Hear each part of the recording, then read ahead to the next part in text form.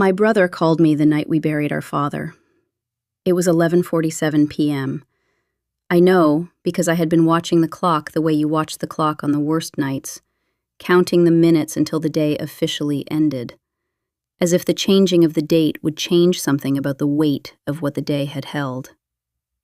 I was sitting in the kitchen of my parents' house, my mother's house now. I had to keep correcting myself, and the correcting was its own kind of grief, the small linguistic adjustment that contains a large reality.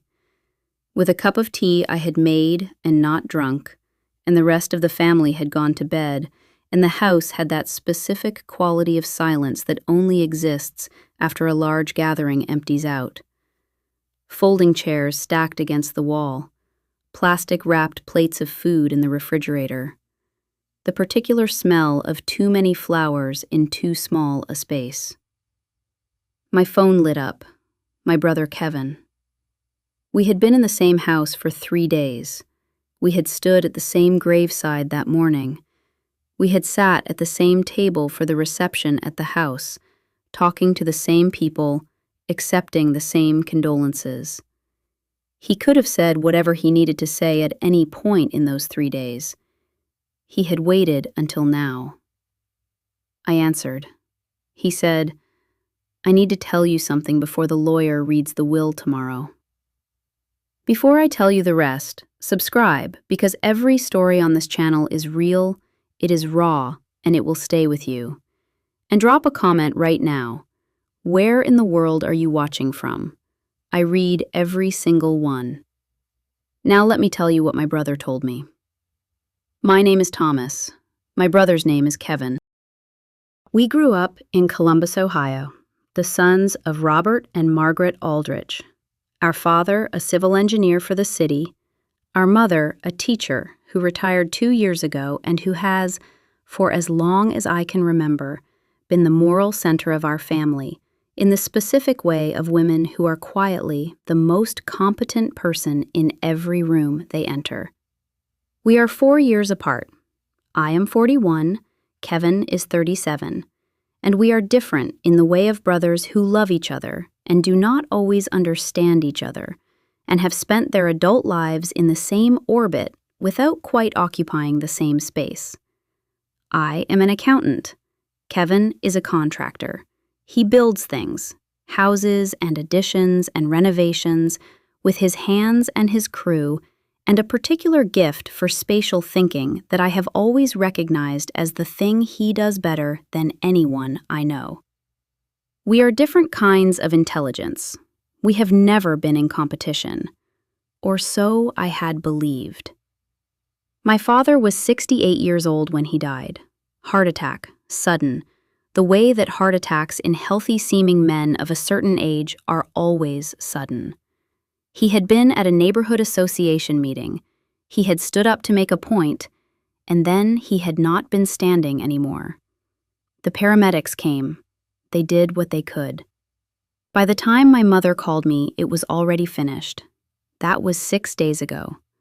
The last 3 of those days, I had been in Columbus, in my mother's house, doing the things that need to be done when a parent dies. The calls, the arrangements, the notification of institutions, the acceptance of casseroles from neighbors, the specific work of grief that is also administration, and that leaves you at the end of each day more depleted than the day before. Kevin had been there too. He lives 20 minutes from my parents' house. He never left Columbus, which was his choice, and which I have never held against him, or did not think I had. I live in Cleveland. I drove down the day my mother called, and I had been there since. We had been in the same house for 3 days. I had made him coffee in the morning, and he had helped me carry folding chairs, and we had stood together at the graveside, and I had felt, in the specific way of adult brothers at a parent's funeral, the weight of being the remaining generation, the people who were now at the front of the line. And then he called me at 11:47. I said, "What is it, Kevin?"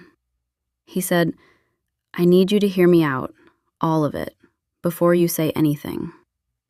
I said, "Okay." He said, 3 years ago, Dad changed his will. I waited. He said, "He left the house to me." The kitchen was very quiet. Outside, a neighbor's dog was barking at something. One of those sounds that you hear without registering during the day, and that becomes very loud in late-night silence. I said, "Tell me what that means." He said, "The original will, the one from 2014, split everything equally. House, savings, the investment account, 50-50. 3 years ago, he changed it. The house goes to me. The savings and the investment account are split equally. But the house," he stopped. "The house goes to me." I said, "Why?" He was quiet for a moment. He said, "Tom, I need to tell you something else." I sat very still at the kitchen table. He said, "I asked him to. 3 years ago, I was in trouble. The business, you know the business, had a bad year in 2021. I said, "I knew it was a difficult year." He said, "It was more than difficult. I was close to losing everything. The company, the house. Sandra and the kids could have lost the house." He stopped. I went to Dad. I asked him for money. He gave it to me. And he changed the will. I said, "How much money?" He said, $80,000. The dog had stopped barking. The kitchen was very silent. I said, "Kevin." He said, "I know." I said, "You borrowed $80,000 from Dad, and then he changed his will so that you would inherit the house." He said, "Yes." I said, "Did he tell you he was changing it?" He said, "Yes. He said he wanted to account for what he had given me, that it wasn't fair for me to have the loan and then the same inheritance. He said he was adjusting." I said, "Did you ask him to adjust it?" A pause. He said, "I suggested it. I said I thought it would be fair, that I had already received more, that accounting for it made sense." I said, "Kevin, you suggested to our father that he change his will in your favor." He said, "I know how it sounds." I said, "Did you tell me? Did you tell Mom?" He said, "No." I said, "For 3 years, you knew the will had been changed and you didn't tell me." He said, "Dad said not to. He said he would handle it when the time came. He said he would explain." I said, "He's dead, Kevin. He can't explain." The silence that followed was the longest of the conversation. I sat at my parents' kitchen table, my mother's kitchen table, and I looked at the plastic-wrapped food in the refrigerator through the glass door, and I thought about my father. About the man who had been a civil engineer for the city of Columbus for 31 years, and who had coached our Little League teams, and who had, every Sunday for as long as I could remember, made breakfast for the whole family, with the particular focused energy of someone who expresses love through feeding people. He had done this. He had changed his will and not told me. I said, "What is the house worth?" Kevin said, "The assessor's value is $340. Market is probably closer to $380. $380,000. I said, "So you borrowed $80,000, and in exchange you received a house worth $380,000. He said, I didn't frame it that way at the time." I said, "How did you frame it?" He said, "As an advance, against what I would have inherited anyway." I said, "An advance of $380,000 against an inheritance of $190. He was quiet. I said, "Kevin, I need you to understand that I am hearing this for the first time on the night of our father's funeral, because you waited until 11 at night to call me, and the lawyer is reading the will tomorrow morning." He said, "I know. I should have told you sooner. I wanted to tell you, and I couldn't find the right time, and then Dad died, and I said, 'You called me the night before the reading because you didn't want me to hear it from the lawyer.'" He was quiet. He said, "Yes." I said, "You wanted to tell me yourself." He said, "I wanted you to understand. I wanted to explain before." I said, "Kevin." I stopped. I looked at the folding chairs stacked against the wall, at the flowers, at the particular evidence of a day of mourning settling into an empty house. "I need to sleep." "We'll talk tomorrow." He said, "Tom." I said, "We'll talk tomorrow." I hung up. I sat at the kitchen table for a long time. Then I went to the refrigerator and I stood in front of it with the door open, the cold air coming out, looking at the covered dishes, at the containers labeled with masking tape in various handwriting, who had brought what, when it should be consumed, the practical information of casserole culture. My mother's neighbor had brought something in a red dish. My father's colleague from the engineering department had brought a lasagna, which was still warm when it arrived, and which nobody had touched. I was not hungry. I stood in the cold air of the open refrigerator and I thought about $80,000 and $380,000 and 37 years of believing I knew my brother. Then I closed the refrigerator and I went to bed. The will reading was at 10 the next morning. My mother, Kevin and Sandra, me. A lawyer named Harold Green, who had been my parents' attorney for 20 years and who had the particular quality of professional gentleness that people develop when their work requires them to deliver formal information to people in grief. He read the will. It said what Kevin had said it said.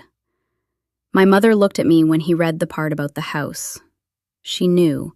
I could see that she knew. The slight compression of her expression, the way she folded her hands in her lap a little more tightly. She had known and had not told me either. I looked at Kevin. He was looking at the table. After, in the parking lot, I said to my mother, "You knew." She said, "Your father told me last year. I asked him not to change it. He felt he had to." I said, "Why didn't you tell me?" She said, "Because I hoped it wouldn't matter. I hoped your father would live long enough to make it right somehow. To find a way to account for it that would feel fair to both of you." She looked at me steadily. She is 71 years old, and she has the eyes of someone who has been looking at difficult things for a long time and has not looked away.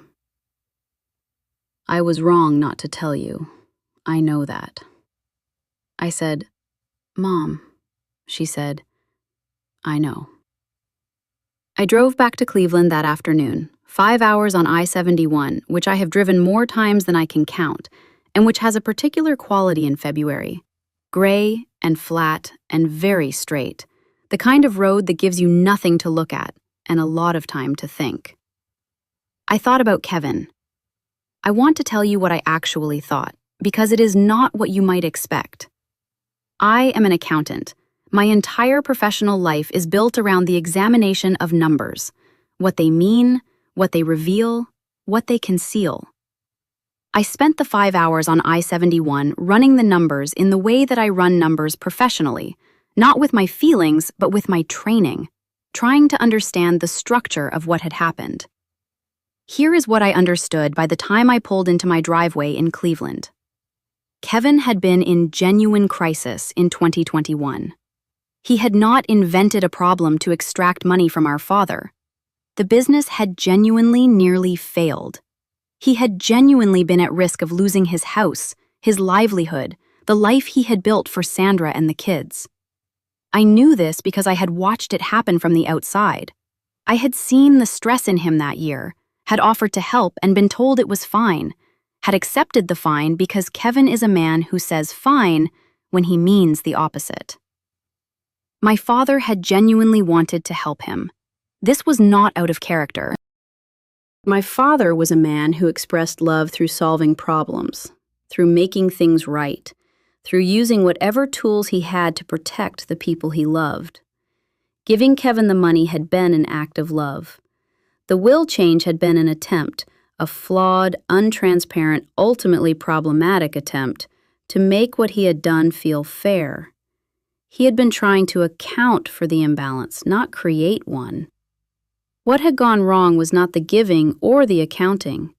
What had gone wrong was the silence. 3 years of silence, from my father, from Kevin, from my mother, while I operated under a set of assumptions about what my inheritance would be that were no longer true. I pulled into my driveway and I sat in the car and I thought, was the silence intentional?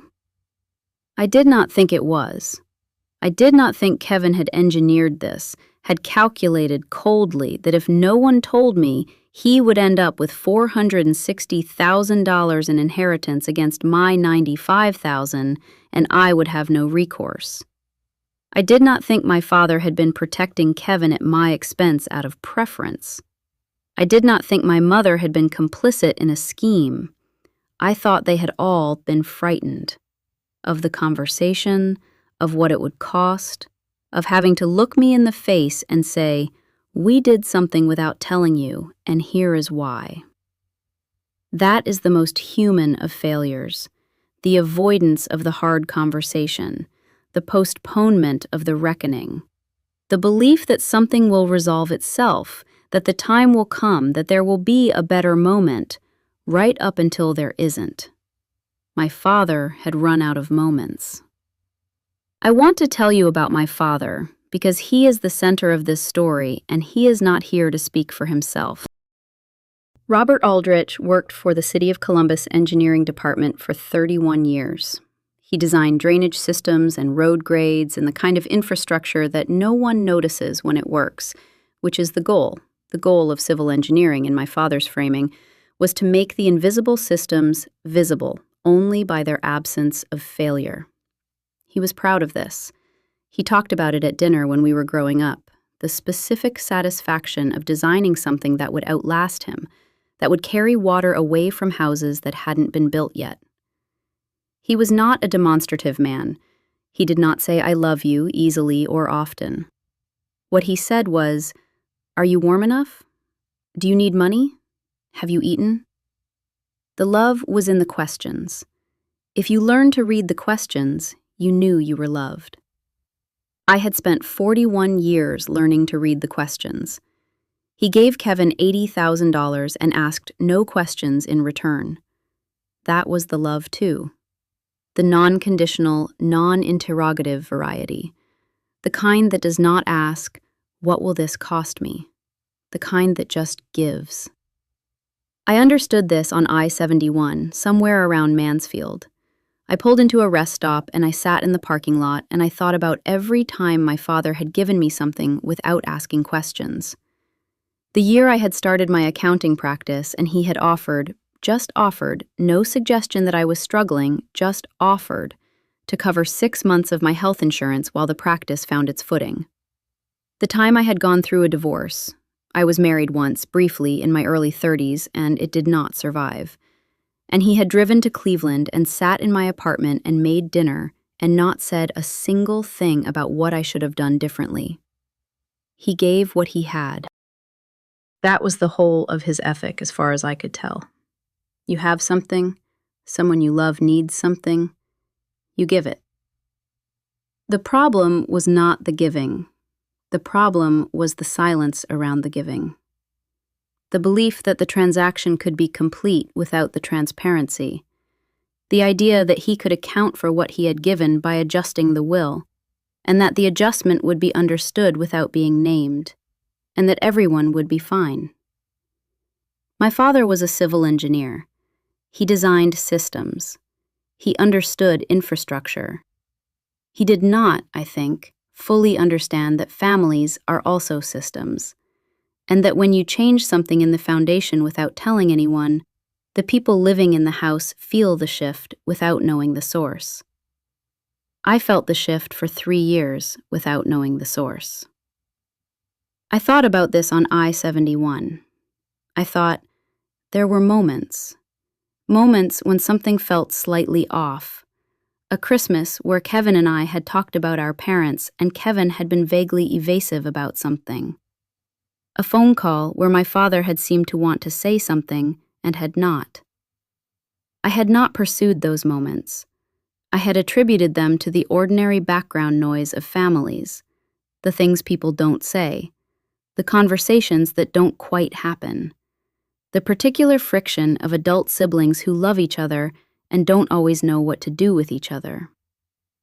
What I had actually been feeling was the gravity of a secret, the weight of something that was present but unnamed. I called Kevin the next morning. He answered on the first ring, which told me he had been waiting. I said, "I've thought about it." He said, "Tom." I said, "Let me talk." He said, "Okay." I said, "I understand why it happened. I don't mean the will, I mean the silence. I understand that you were ashamed of the crisis and ashamed of asking Dad for money and ashamed of the arrangement you'd made, and that you didn't know how to tell me, and that every day you didn't tell me made it harder to tell me, and that it got away from you." I paused. "I understand all of that." He said, "Yes." I said, "What I need you to understand is what it cost me. Not the money, though we're going to talk about the money, but the information. 3 years of not knowing something that was true about my family. 3 years of going to Christmas dinners and Thanksgiving and Dad's birthday and having no idea that there was this thing between us that hadn't been named." He said, "I know." I said, "I need you to actually know it, not to agree with me as a strategy, to actually understand what that feels like." He was quiet for a moment. Then he said, "When Sandra had her miscarriage, the second one, the one we didn't tell anyone about, I went to Dad. I didn't tell you. I didn't tell Mom for 2 weeks. And when I did tell Mom, she cried and she said, 'Why didn't you tell me? I would have been there.' And I said, 'I don't know. I just couldn't.' And she held me and she said, 'I know.'" He stopped. "I think it was like that. I couldn't. And every day I couldn't made it worse. And then Dad died and I still couldn't until I could." I sat with that. I said, "I didn't know about the miscarriage." He said, "I know. I'm sorry." I said, "Kevin." He said, "Tom, I am sorry for all of it. The money, the will, the silence, all of it." I said, "I know." I paused. "We need to talk about the money." He said, "Yes." The conversation about the money took 3 separate phone calls over 2 weeks, and then a meeting in Columbus with a mediator, a woman named Dr. Patricia Wills, who does estate mediation and who has the specific quality of fairness that comes from having no stake in the outcome. Kevin and Sandra came, I came. By the end of that meeting, we had arrived at an arrangement that no one was entirely happy with, and that was nonetheless fair in the way that mediated outcomes are fair. Imperfect, negotiated, real. Kevin would not keep the house outright. A portion of the house's value would be factored back into the overall estate distribution, accounting for both the loan and the inheritance adjustment. And the result would be a split that was not 50-50, but was closer to it, and that both of us could live with. I will not tell you the exact numbers. They are Kevin's and mine, and they are settled. What I want to tell you is about the phone call after the mediation. I drove home to Cleveland. Kevin drove home to Columbus. About an hour after I got in the door, my phone rang. Kevin. I answered. He said, "I want to say something." I said, "Okay." He said, "I should have told you, 3 years ago when it happened. I should have called you and said, 'I'm in trouble, Dad is helping me, here is what's happening, here is what it means for the will.' I should have had that conversation then. I didn't because I was ashamed, and because I was afraid you'd think less of me, and because I told myself I would find a way to make it right before it mattered." He stopped. Dad died, and it mattered before I made it right. I said, "Yes." He said, "I'm not asking you to tell me it's okay. It's not okay. I wanted to say it out loud, to you, clearly, what I should have done." I said, "I hear you." He said, Are we going to be okay?" I thought about it honestly. I said, "We're going to be different. What we were before. Brothers who didn't have this between us. That version doesn't exist anymore. But different doesn't mean worse." I looked out the window. Cleveland in February is gray and honest. It does not pretend. "We're going to have to build something with this in it. That's going to take a while." He said, "I know." I said, "But yes, I think we're going to be okay." He said, "Thank you." I said, "Don't thank me. Just show up." He said, "I will." He has. That is the thing I did not know if I would be able to say, and that I can say now. In the months since the funeral and the mediation and the phone call, Kevin has shown up. He has called. He has been honest when I have asked him direct questions. He drove to Cleveland in March for no reason except that I had mentioned I was having a hard week, and we had dinner, and we talked about our father, and he did not try to make it resolved before it was resolved. He showed up. I want to tell you about one of those dinners. March, Cleveland, a Tuesday. We went to a restaurant neither of us had been to before. We both agreed, without discussing it, that the restaurants we usually went to when we saw each other had the wrong associations now, and we needed neutral ground. We ordered. We talked about our kids. We talked about Sandra's work, which she had recently changed, and about my firm, which had taken on a new partner. We talked about our mother, who was doing this specific, slow work of living alone in a house that had been built for 2 people and that still had all the furniture arranged for 2. Then Kevin said, "Can I ask you something?" I said, "Yes." He said, "When you drove home that day, after the reading, what were you thinking? What was actually going through your head?" I looked at him. He said, "I've been trying to understand what I put you through. Not in the abstract, what the actual experience was like. And I don't know, because I wasn't in your car." I thought about it. I said, "I was running numbers." He said, "Numbers." I said, "That's what I do. When I don't know how to feel something, I analyze it first." I was running the math, the 80,000, the 380, what the equitable split would have been, what the difference was, trying to understand the structure of it before I could let myself feel anything about it. He said, "And then?" I said, "And then I was thinking about Dad, about why he did it.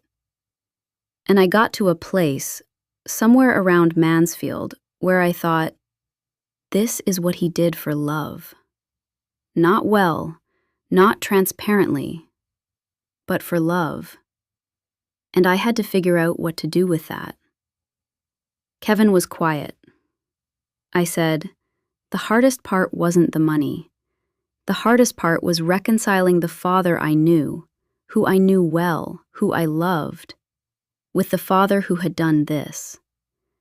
And figuring out if those were two different fathers or one. He said, "What did you decide?"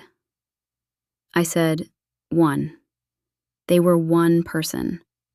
The same man who made Sunday pancakes and changed the will without telling me.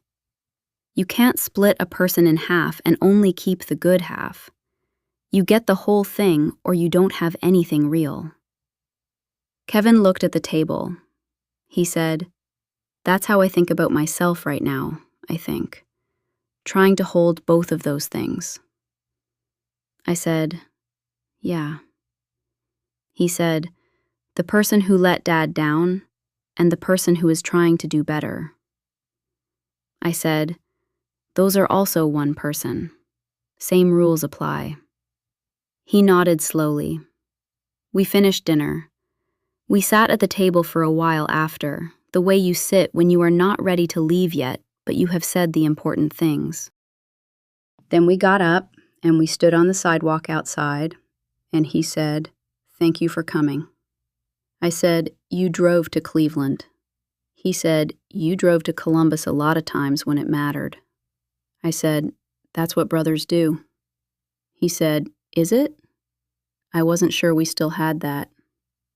I looked at my brother on the sidewalk in March in Cleveland. He is 4 years younger than me and has always been the one who built things with his hands while I built them with numbers, and we have spent 37 years circling each other without quite understanding each other. And now we have this, the thing between us, the 11:47 phone call, the mediation, and we also have the dinner and the honest conversation and the drive and the showing up. I said, "We still have that." He said, "Okay." He drove back to Columbus. I drove home. The March night was cold and clear, the kind of Cleveland night that is actually beautiful if you are not bitter about winter, which I have mostly stopped being. I got home and my son was still awake. He is 9 and has inherited my inability to sleep before a problem is resolved, which is both a useful quality and an inconvenient one. He was sitting at the kitchen table with a book. He said, "Dad, you were out late." I said, "I had dinner with Uncle Kevin." He said, "How is he?" I said, "He's good. We're working on something." He said, "Is everything okay?" I looked at my son. He has my father's eyes, the specific gray-blue of them, the particular steadiness. He will grow into a person I cannot fully predict, as children do, and what I give him now is the material he will build with. I said, "Yes, it's okay. It's going to be okay." He said, "Good." He went back to his book. I made tea. The same tea, the cup I had not drunk the night of the funeral, now made again in a different kitchen, in a different month. And I sat at my own table, and I thought about what I was building. A relationship with my brother that contains what happened. A relationship with my father's memory that contains the whole man. A version of this story that I can tell my son when he is older. Not all of it, not the numbers, but the shape of it. That teaches him something true about families and silence and what happens when love is not accompanied by honesty. She said, "Are you and Kevin going to be all right?" I said, "I think so." She said, "Good." A pause. "I want to tell you something about why your father changed the will." I said, "Mom, you don't have to." She said, "I want to. He changed it because he was afraid Kevin would always feel like the one who needed help, like the one who couldn't make it on his own. He thought, and I told him he was wrong, I told him at the time, he thought that giving Kevin the house would make Kevin feel like he had built something, like he had arrived somewhere. He was trying to give Kevin dignity along with money." I sat with that. I said, "He didn't think about what it would do to me." She said, "He did. He convinced himself you would understand. that you are the stable one, the one who doesn't need, that it wouldn't cost you the way it would cost Kevin not to have it. He was wrong. I told him he was wrong. I said, but he did it anyway. She said, he did it anyway. Because Kevin is the one who needed the help.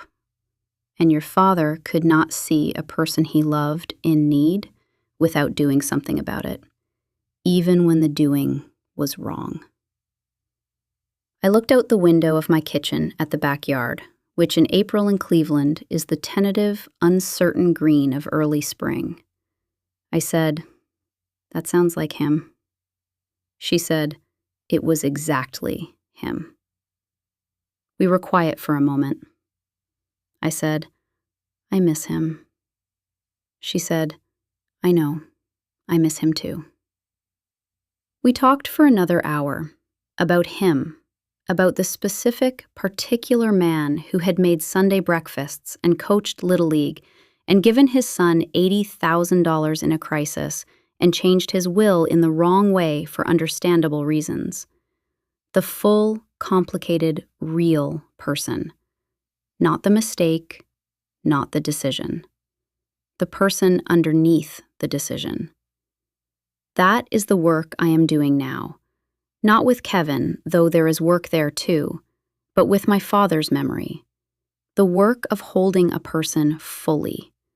The Sunday breakfasts and the will change, the love and the failure of honesty, and not flattening him into either the good version or the bad one. He was both. Most people are both. I am trying to let him be both. My son is 9 years old.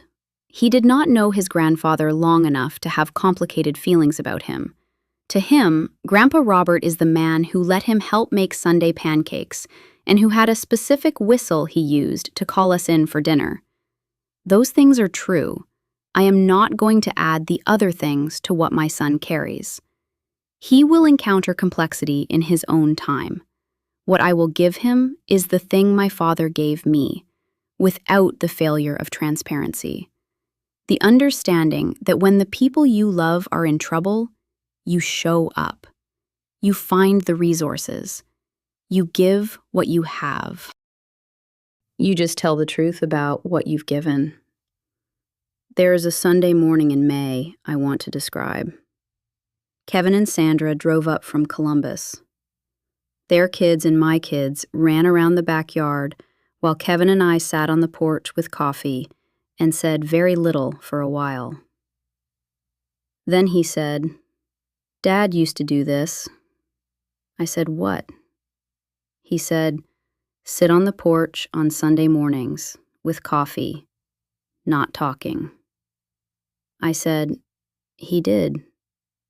Kevin said, I always thought he was being quiet because he didn't know what to say. Now I think he was just being there. Like that was enough. I thought about it. I said, I think you're right. Kevin nodded. He looked out at the yard where the kids were playing. The May morning was doing what May mornings do. All that particular light and warmth and the sense of a season arriving. He said, I want to do better with my kids than I did with you. I said, you don't have to. He said, I mean it. I want them to see me be honest about hard things, even when it's uncomfortable, especially when it's uncomfortable. I said, that's a good goal. He said, I'm going to need you to hold me to it. I said, I can do that. We sat on the porch for another hour. The kids came in and out. Sandra brought more coffee. The morning continued in the ordinary way of Sunday mornings between people who are rebuilding something and who have enough materials to work with. That is the relationship I have with my brother now. Not the one before the phone call at 11:47. The real one. The one where we know what we are building with and why we are building it. I want to tell you about something my mother said. She called me last month, just to talk, no agenda. The call she makes on Sunday evenings, now that my father is not there to make Sunday pancakes. We talked for an hour about ordinary things. At the end, she said, "Your father would be glad you and Kevin found your way." I said, "Do you think so?" She said, "He would have felt terrible about how it happened, but yes, he would be glad." I said, "I think he would have apologized, eventually." She said, "He would have made Sunday breakfast and not said anything for a long time, and then eventually, when he couldn't hold it anymore, he would have said, 'I should have told you earlier.' That was all. Just, 'I should have told you earlier.' That's how he apologized." I said, "I know." She said, "He apologized to me that way once, about something he'd kept from me for 6 months, something about money that he thought would worry me. He made breakfast for 3 Sundays in a row, and on the 3rd Sunday, he said it." I said, "So he knew what it felt like, to keep something from the people you love." She said, "He did, and he did it anyway, with Kevin and the will, because he convinced himself it was different, that you would understand." I said, "We could have understood if he'd told us." She said, "I know. I told him that, too." We were quiet for a moment. Then she said, "Tom, he loved you. The will was wrong, and the silence was wrong, and he loved you. All 3 of those things." I said, "I know, Mom." She said, "Good. I need you to know." I sat for a while after we hung up, in the quiet of my own house in Cleveland, thinking about Sunday breakfast, about the specific ritual of it, the pancakes, the radio at low volume, my father organized at the stove with the particular focus of someone expressing something they don't have words for. That table still exists. My mother's kitchen, my father's chairs, the same light. The table did not change. What sits around it did. I am one of the people who sits around it now, carrying what I carry, the whole thing. There is a grave in Columbus that I visit when I am there. I do not talk to my father. I am not someone who talks to graves, and I am not sure he would have wanted me to. I just stand there for a few minutes. I look at his name. I think about the Sunday breakfasts and the Little League and the $80,000 and the will and the silence that was not malice, but was still costly. I let him be the whole person. That is what I have to give him now. The charity of seeing him fully. The willingness to hold the failure alongside everything else he was, and not let the failure be the whole story. He was not the whole story. Neither was the failure. That is the inheritance I am keeping.